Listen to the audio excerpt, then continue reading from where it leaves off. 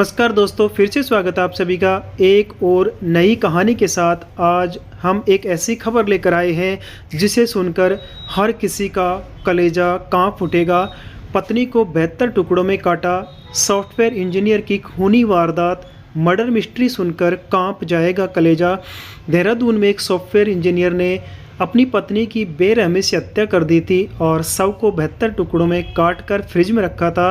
बच्चों के पूछने पर उनसे झूठ बोलता था। जाने कैसे इस मर्डर मिस्ट्री का खुलासा हुआ। उत्तराखंड उच्च न्यायालय ने देहरादून के अनुपमा गुलाटी हत्याकांड में निचली अदालत द्वारा दी गई आजीवन कारावास की सजा को बरकरार रखा है। इस खौफनाक हत्याकांड में पत्नी अनुपमा गुलाटी के सॉफ्टवेयर इंजीनियर पति राजेश गुलाटी ने निचली अदालत के फैसले को चुनौती देते हुए उच्च न्यायालय में अपील दायर की थी। राजेश गुलाटी पर 17 अक्टूबर 2010 को अपनी पत्नी अनुपमा गुलाटी की बेरहमी से हत्या करने, उसके शरीर के 72 टुकड़े करने और उन्हें डीप फ्रीज में रखने का आरोप था। सितंबर 2017 को देहरादून की अदालत ने राजेश गुलाटी को आजीवन कारावास की सजा सुनाई और उन पर 15 लाख रुपए का जुर्माना भी लगाया।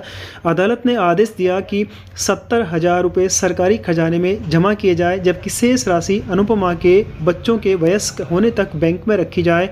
अनुपमा गुलाटी की हत्या का मामला 12 दिसंबर 2010 को तब सामने आया जब अनुपमा का भाई दिल्ली से देहरादून आया था। 15 साल पहले अमेरिका से लौटे एक सॉफ्टवेयर इंजीनियर ने अपनी पत्नी की बेरहमी से हत्या कर दी थी और उसके शव को 72 टुकड़ों में काट दिया था। सबूत मिटाने के लिए शवों के टुकड़ों को शहर के अलग अलग जगहों पर फेंक दिया था। मामला अक्टूबर 2010 का है। 17 अक्टूबर 2010 की रात को झगड़े के दौरान पति राजेश ने अनुपमा को थप्पड़ मारा था, जिससे अनुपमा का सिर दीवार से टकराया और वह बेहोश हो गई। डर के मारे कि कहीं वह होश में आकर शिकायत न कर दे, राजेश ने निर्ममता से उसकी हत्या कर। राजेश ने इलेक्ट्रिक की आरी और डीप फ्रीजर खरीदा।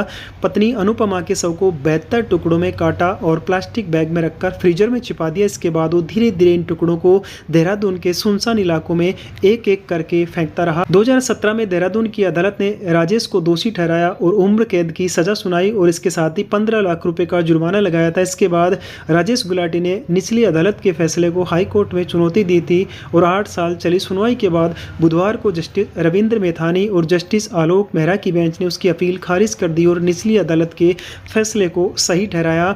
सॉफ्टवेयर इंजीनियर राजेश गुलाटी और अनुपमा की मुलाकात एक कॉमन फ्रेंड के जरिए 1992 में हुई थी और 7 साल के अफेयर के बाद दोनों ने 10 फरवरी 1999 को शादी कर ली थी।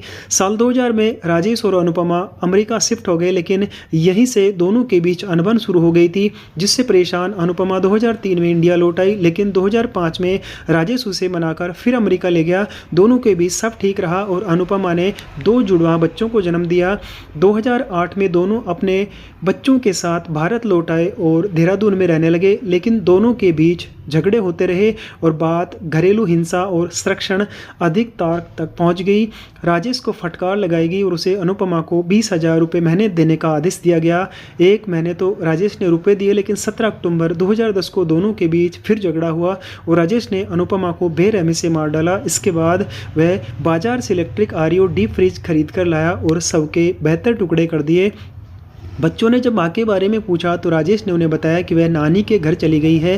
हालांकि बच्चों को पता था कि मां डीप फ्रीजर में है। राजेश बच्चों को घुमाने के बहाने शव के टुकड़ों को अलग अलग जगह फेंकता रहा। इस बीच जब अनुपमा के घर वालों से उसकी बात नहीं हुई तो शक हुआ।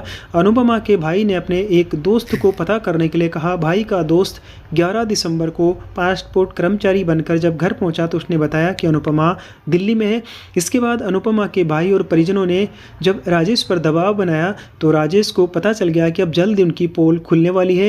ये सोचकर उसने विदेश भागने की तैयारी भी शुरू कर दी, लेकिन 12 दिसंबर को अनुपमा का भाई पुलिस के साथ पहुंचा। पुलिस ने राजेश को गिरफ्तार कर पूछताछ शुरू की तो इस पूरे हत्याकांड का बड़ा खुलासा हुआ, जिसे सुनकर पुलिस भी दंग रह गई।